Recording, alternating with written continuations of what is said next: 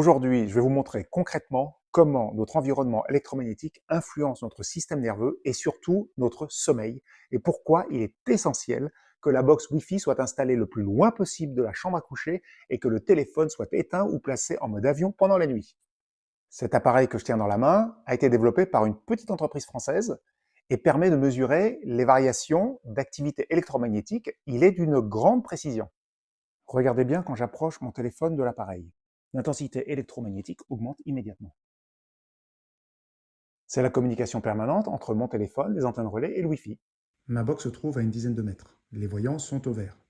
Pas de perturbation électromagnétique. Je ne suis plus qu'à 3 mètres. Le rayonnement devient modéré. À 1 mètre, le rayonnement devient maximal.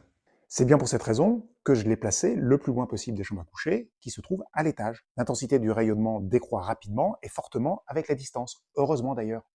J'ai installé un système d'interrupteur très simple qui permet de couper la box pendant la nuit.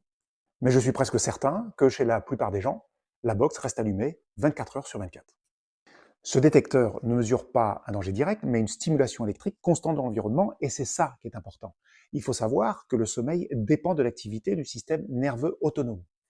Pour s'endormir, il doit passer en mode récupération et en mode réparation.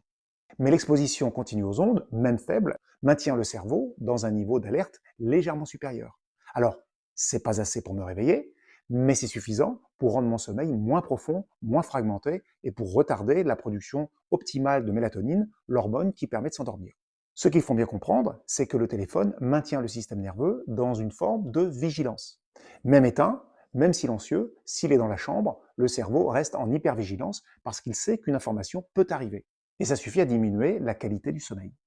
Je suis dans la chambre à coucher. Voilà la situation idéale pour un sommeil réparateur. Aucune perturbation électromagnétique.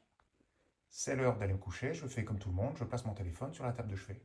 Je ne l'ai pas mis en mode avion. Regardez ce qui se passe. Le rayonnement est maximal.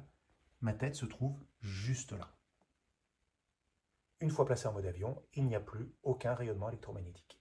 Je peux dormir tranquillement. Il faut savoir que le sommeil n'est pas qu'une durée, c'est aussi une qualité. Et il suffit d'éloigner son téléphone, de le mettre en mode avion ou même de l'éteindre pour que le sommeil s'améliore et devienne davantage réparateur. Ce sont des petites habitudes très simples à prendre qui permettent de préserver sa santé, notamment celle de nos enfants.